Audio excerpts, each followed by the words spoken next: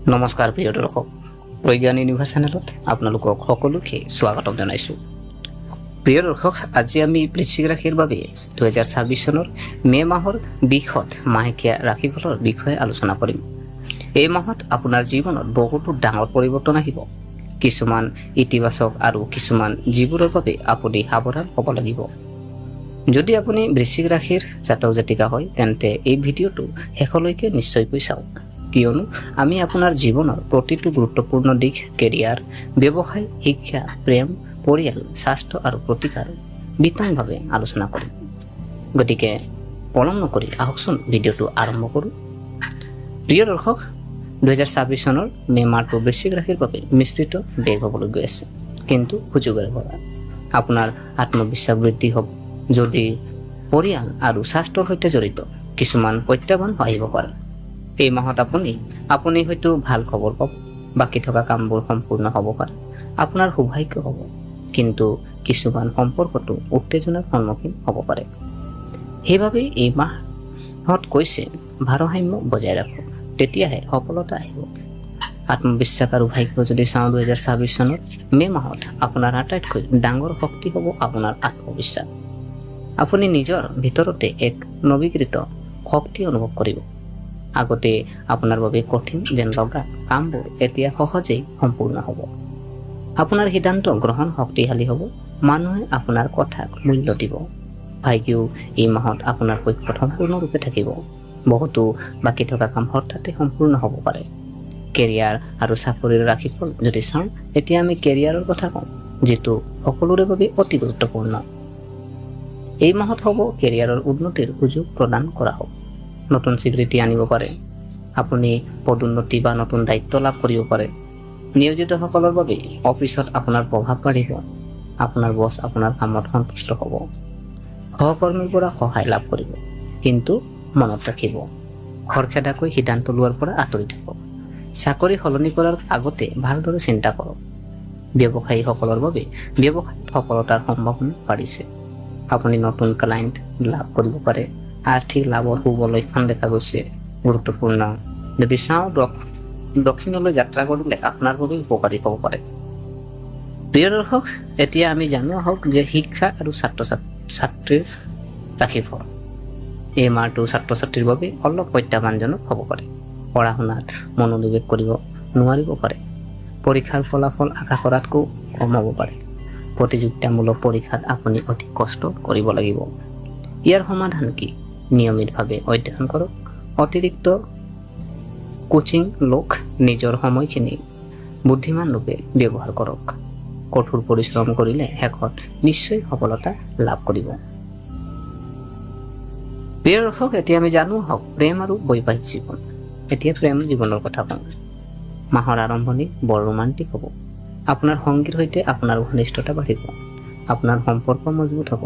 মাহৰ দ্বিতীয়াৰ্ধত কিছুমান অসুবিধাৰ সৃষ্টি কৰিব পাৰে। সৰু সৰু কথাক লৈ কাজিয়া হ'ব পাৰে।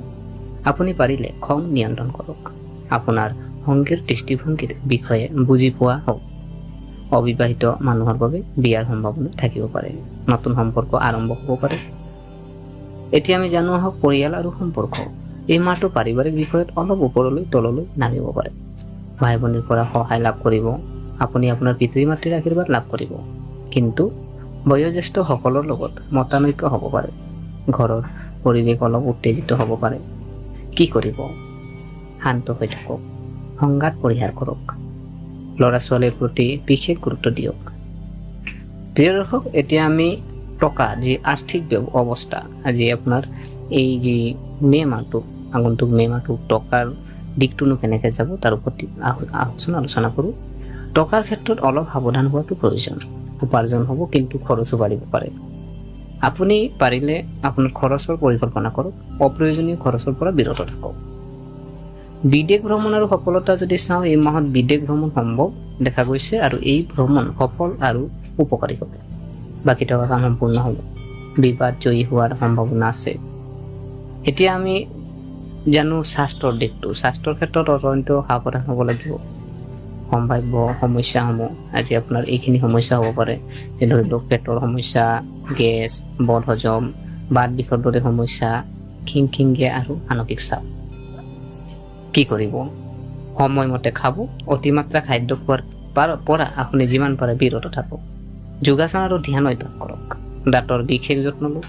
গুৰুত্বপূৰ্ণ আপুনি যদি চাওঁ, যদি আমি আপোনালোকক কওঁ যে এই মাহতে আপোনাক কৈছে যে ধৈৰ্য ধৰিব, খং নিয়ন্ত্ৰণ কৰক, বুদ্ধিমান ৰূপে সিদ্ধান্ত লওক।